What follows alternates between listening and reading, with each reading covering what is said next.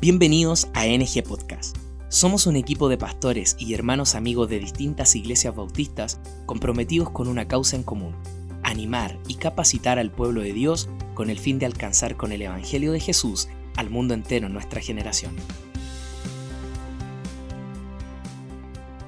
Bienvenidos a un nuevo episodio del podcast Nuestra Generación. Soy el pastor Fabián Maturana de la Iglesia Bautista Esperanza y el día de hoy estaremos respondiendo a la pregunta: ¿cuál debe ser el salario pastoral?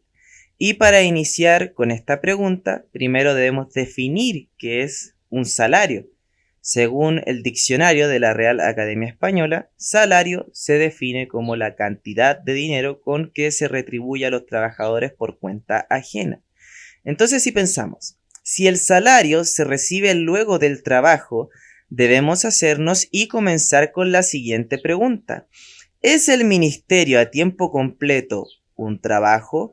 O aún más importante es, ¿qué nos dice la Escritura sobre este tema?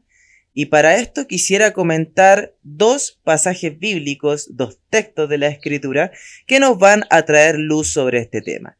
El primero de ellos es 1 Corintios 9:14, que dice: así también ordenó el Señor a los que anuncian el Evangelio que vivan del Evangelio. Y el versículo 11 de este pasaje nos aclara que el contexto nos está hablando acerca de lo material. En cambio, cuando vemos este texto que nos habla de vivir del Evangelio, nos está hablando de lo material.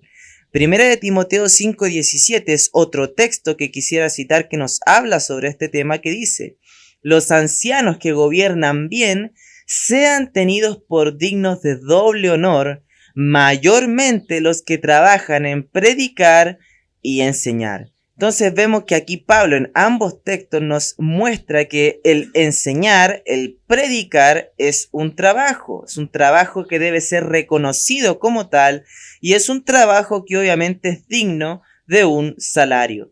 Obviamente, un lápiz, un cuaderno, una Biblia no pesa lo mismo que una pala, pero el trabajo pastoral es igual eso, un trabajo del pastor.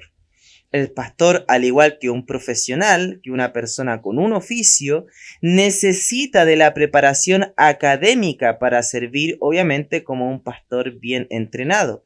El Seminario Chileno Bautista, por ejemplo, presenta un programa para poder preparar a los pastores con los cursos necesarios para su ministerio, donde incluso el obrero es puesto a prueba y donde necesita obtener buenas calificaciones para poder graduarse de estos cursos, tal como una institución de educación superior lo hace. Entonces, viendo lo que nos dice a nosotros, 1 Corintios 9:14 nos habla de que los que anuncian el Evangelio deben vivir del Evangelio. El apóstol Pablo nos dice en aquel mismo pasaje, en el versículo 11, dice: si nosotros sembramos entre vosotros lo espiritual, ¿es gran cosa si segáremos de vosotros lo material? Hermano, sé que estás escuchando esto. Nosotros regularmente podemos llegar a invertir nuestro dinero en gustos personales, en proyectos personales, en tiempos con familia, en almuerzos en restaurantes, en visitas al cine, etc.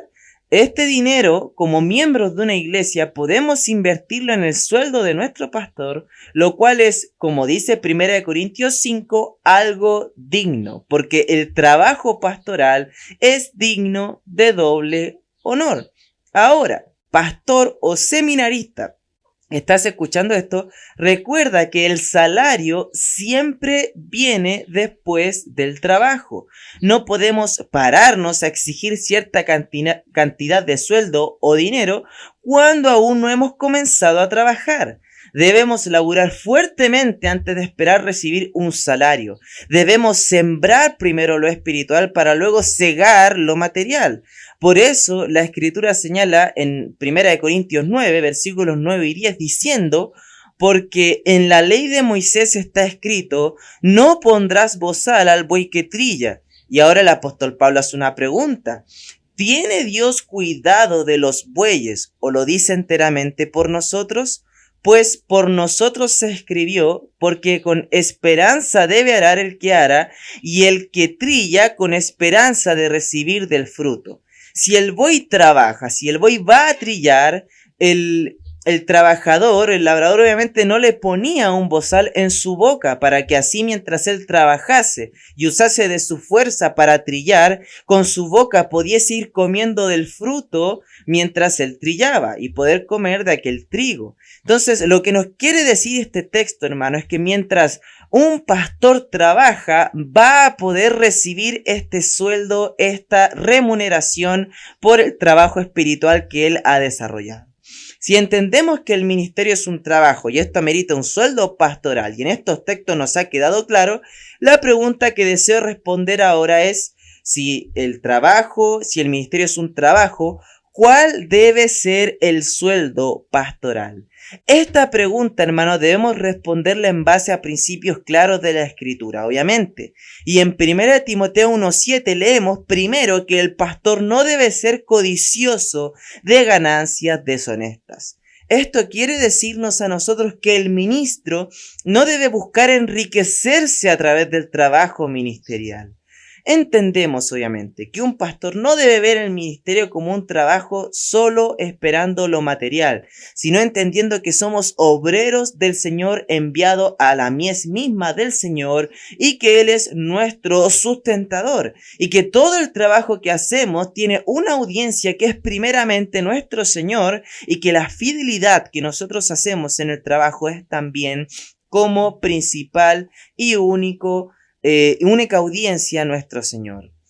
En nuestro contexto de nuestro país, se ha llegado a creer que el pastor espiritual es un pastor pobre.